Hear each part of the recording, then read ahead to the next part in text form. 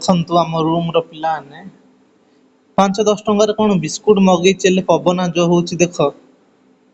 ପୁରା WhatsApp group ରେ ପୁରା ଭରି କରିଦେଇଛି ଏଥିରେ ଜିଏସଟି ବିଲ୍ କୁ ତାପରେ ଟୋଟାଲ 4 କେଜି ପିଆଜ 20 ଟଙ୍କା କୁ ଆଣିଥିଲି ପିଆଜ ଫଟୋ ପଠଉଛି ଜିଓ ମାର୍ଟ ର ଫଟୋ ମ୍ୟାଗି ତାପରେ ଯୋଉ ଇଏ ଅଛି ଆହୁରି ଲେଖିଛି କି ଓଟିପି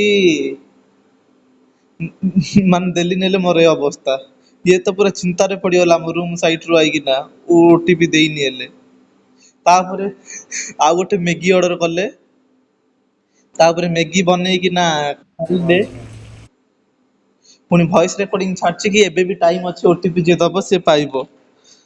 10 ଟଙ୍କାର ମ୍ୟାଗି ଦବ ଯେ ଆମଠୁ ଓଟିପି ନଉଛି କଣ କଣ ଇଏ ଫଡ କାମ କରିବ ଦେଖ।